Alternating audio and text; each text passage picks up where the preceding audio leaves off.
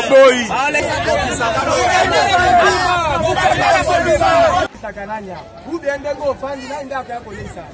C'est ça que vous avez besoin de 300. Si vous avez comme 500, le quoi allez tingana na zana 5 platines. On a tiré la kanyama. Si vous avez dengue na platine, moi comme c'est ça par jour 2500. Et zo ko katepo salongo et matipe 300. On saison mata, c'est pas si.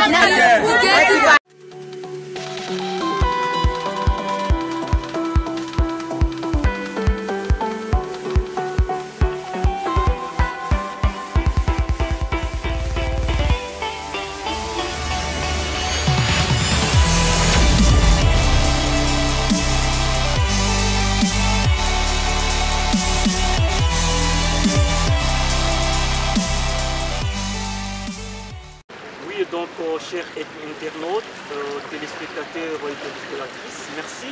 Et nous vous disons donc bonjour, bonsoir, selon la ville ou les lieux auxquels vous tombez sur cette émission. Nous vous disons grandement cordial bienvenue à toutes et tous dans cette première livraison de votre émission sur la nouvelle chaîne à information et fraîche d'actualité. Votre chaîne Kisangani Boyoma TV et donc cette nouvelle chaîne sur la plateforme numérique YouTube. Je vous rappelle en passant très vite que nous sommes également sur notre portant des Twitter, nous sommes également sur notre page officielle Facebook. N'oubliez pas de se joindre à nous également sur d'autres plateformes numériques de téléchargement car cette nouvelle chaîne de diffusion d'actualité nécessitera de vous apporter de l'actualité pure, vérifiable et contre-vérifiée même depuis la base, ni encore la source qui se produisent ces informations. Alors, et bandit déjà,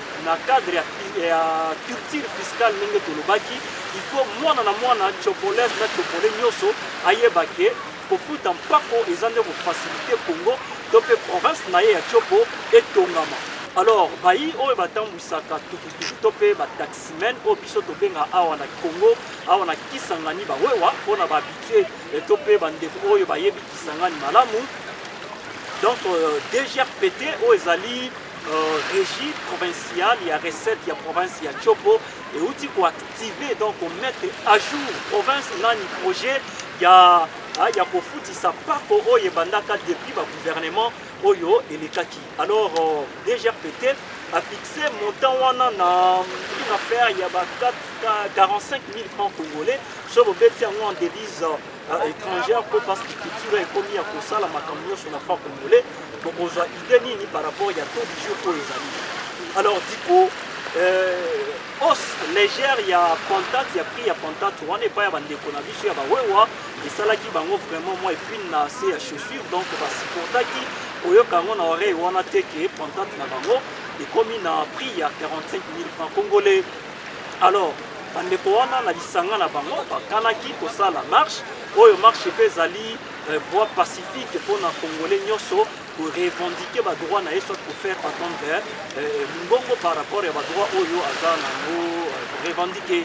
Alors mabe na côté na bango match ngaki ezala mabe mpona kati ya nungu na couloir pe na balabala ya Kisangani eyokamaki ke bandeko oyo ya wewa au lelo baza évalué il y a plus ya 50 000 taximen moto baza ko travailler na ressort ya province ya Chopo to pe ya ville ya Kisangani donc ce bakimaki catastrophe ngaise à la macasse. Alors cible na bango ezalaki kokende ko buka ko panda voire même ko tia moto na Congo Palace pour na kolakisa kanda na bango que est-ce que les lots citoyenneté il faut s'exprimer dans le cadre na rang soit na couloir ya violence topé ko buka Congo Palace oyo uti ko la réhabiliter na fonds propre ya INSS parce que Congo Palace lelo et comme bâtiment ya Congo ya INSS yo lelo est commis SNCC donc caisse nationale et donc match ezalaki penza kitoko te. Alors bandeko ya police nationale congolaise eyokaki nungu wana pe edéployaki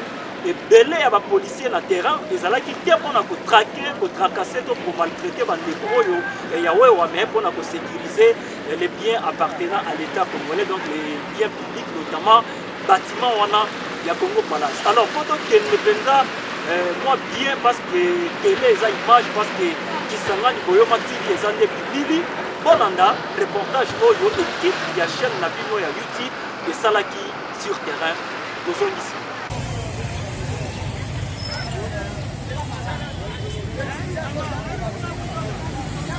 na biso neti kanone toza bato mpe tokota baklase totanga batangisa biso balobi te ifo mutu oyo alingi pays na ye afuta mpe taxe ya contribue pour développement sikoyo tokosenga kaka na baautorité batala niveau nini oyo baklosela biso tofuta taxe wana mpo biso mpe toboyi te eleki nde makasi toza na bana soki balingi bareusir ekope wana soki balingi esimba baéquilibre kalikili oyo basali wana mpo mutu nyonso azala na possibilité ya kofuta taxe wana. Normal papa na ngai eleki lisusu 60. Eza combien? 65 dollars. Eleki lisusu ebele. En tout cas basala on dirait bato na niveau capital eza 10 dollars. Na niveau ya province ya Obundu eza 10 dollars.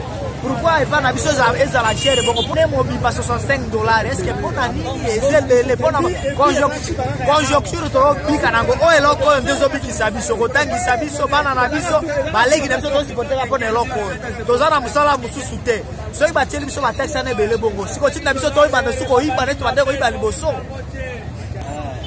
Après na motare eloko ba motare basali toyokana kile poso na nzala na bango bamisu na balabala likambo eza boye kwa journaliste omoni eloko bango bazoloba bakambo ya bambongo wana toboye kofuta te biso tosepeli yango parce que mosala na biso ya taxi efe kozala permis ebosami te mais eloko bango basali mabe balekisi talo makasi 99 000 francs ezali ebele mbongo sala nano yango 95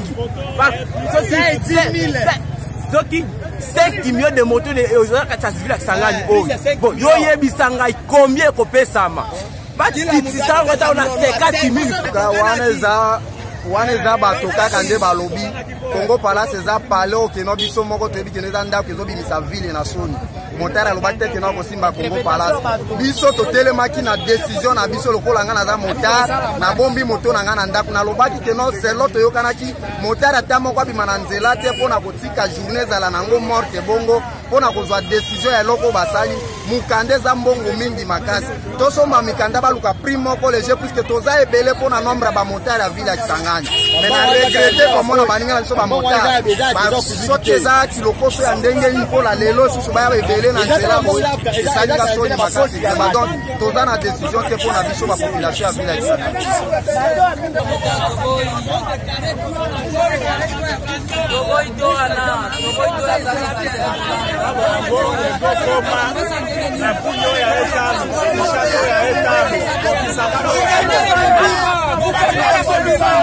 Et donc, Toti Polanda wana bilili neni ni masolo lekaki à travers Kisangani parce que bandeko wana ya wewa bazalaki stopper net la police oyo topeteli yango mapoko police oyo travailler désormais na professionnalisme nyonso avec respect et à droit de l'homme pe baza observer ba consigne ya hiérarchie nyonso. Toti kalaka na chapitre wana ya bofuti pas koto pe ba taxes et impôts ya province ya Tchopo et donc même situation ezalaki observé et donc lundi wana autour il y a marché central il y a Kisangani ozwami na municipalité ya Makiso pona ba oyo baebi ville ya Kisangani ba maman ba tata pe bandeko oyo basalaka ba cop na bango chaque jour na marché central bango pe balingaki ba exprimer désarroi soit désaccord nango na bango par rapport ya augmentation lisusu ya patente. Alors gérant, gestionnaire, administrateur, gestionnaire et marché central de Kouawina, a bengaki ba journaliste pe équipe ya Kisangani Boyoma TV chaîne oyo rata jamais actualité ditaki pe na mabile tokendeki ko yoka bandeko commerçant pe ba sololaki bolanda bango na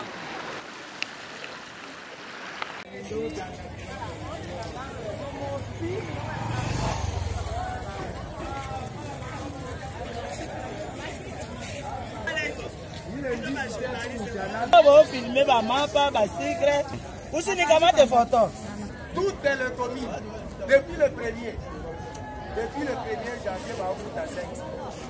Mais à Tolobaki sensibilisation sensibiliser lelo oyoki ba okut baza ba tekite vous êtes responsable na ba tumonisi siko mwana mukene etene akapitula aobeto mabanga azana charge ni simana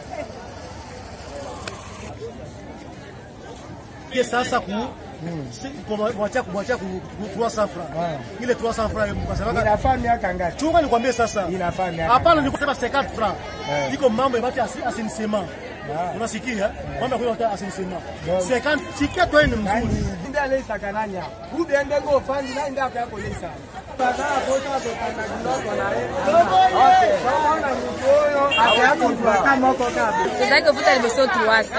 Si vous comme na 500, le quoi les tingana na zana 5 platine, on a tela kanyama. Kada 5 platine la futaka 300 ko nyesho misatu kizo 5 za bayale 1500. Sikola ndenge na platine moko 1500 la futa par jour 2500 ezoko katebo salongo e matipe 300 ko. Saison mata, c'est pas si mal. Qu'est-ce que va demo ezoko kate.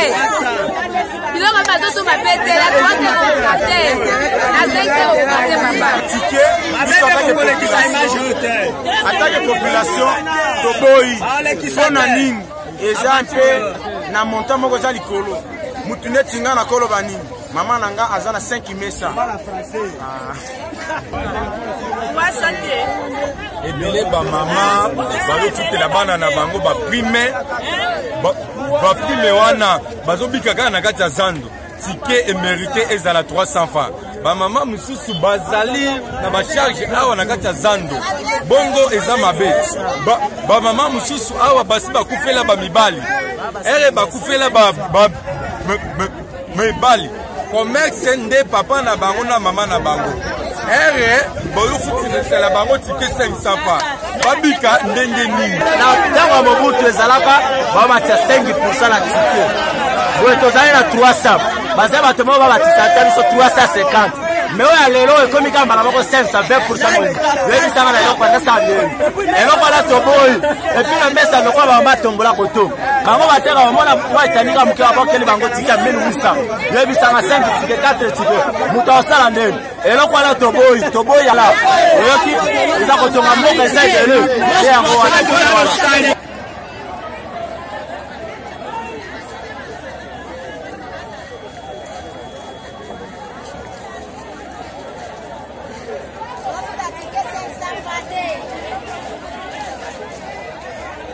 Je ne sais pas comment justifier, mais je vais dire ceci, que les tickets soient seulement à ça parce qu'à sa phase, il a la possibilité que tout le monde puisse se payer. Parce que les mamans, là, ils voient les tomates.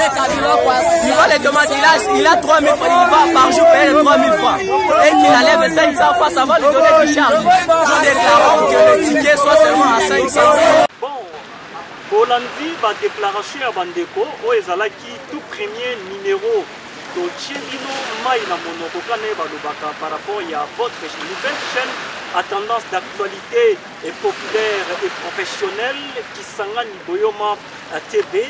Et c'était notre tout premier numéro. Nous vous disons merci de nous avoir suivis massivement. Partagez les liens de cette nouvelle chaîne. Et likez nos émissions et surtout n'oubliez pas de voir votre onglet au bas de votre téléphone, soit de votre matériel que vous suivez notre émission. Abonnez-vous massivement, abonnez-vous et partagez les liens pour ne jamais rater aucun numéro de cette émission, mais encore de cette nouvelle chaîne Kisangani Boyoma TV. C'était tout simplement Jason Dieudonné Lossé qui est allé récolter, concocter, vérifier, contre-vérifier les informations de terrain pour vous. Dans le lobby, Masolo, il y a Kisangani dans Mputu-Ville, puis en Mputu, depuis Kisangani pour la mise au parfum. Très prochainement, nous annonçons de recevoir un grand boxeur Boyomé, Moko Aza pour évoluer dans la vie et ça. Des moments qui a on a Kisangani pour enquêter pour l'excellent plateau, il y a chaîne Oyo. Pelisusu Masolo Kobeta Mamakasi footballeur moko pe junior Baumeto Jibao Obino Boyebi Arozalaka pe invité na biso d'ici ba jour pe ozoya pe bo s'attendre que Masolo eza kitoko to bomel bino sujet moko ya kafu ya prochain numéro Oyo ezoya. Merci à l'équipe mobile et professionnelle oyo accompagné kinga Jeff et tout azalaki na montage azalaki na cadrage ya image azalaki na prise de vie pe Masolo ya design eza kitoko. Bienvenue Mombo notre l'Argentin pour la émission Oyo. Donc Yéaza les grands financiers, on n'a pas de souci, on fait avec partout au Goma, Toroya na avion, Toroya na yo Torotambola, Toza fort. Donc, bienvenue Mombo, merci depuis là où vous nous suivez. Nous disons merci à toute la population amoureuse d'informations fraîches, l'information limpide, pure, vérifiée et potable. Donc, nous nous retrouvons très bientôt. Au revoir.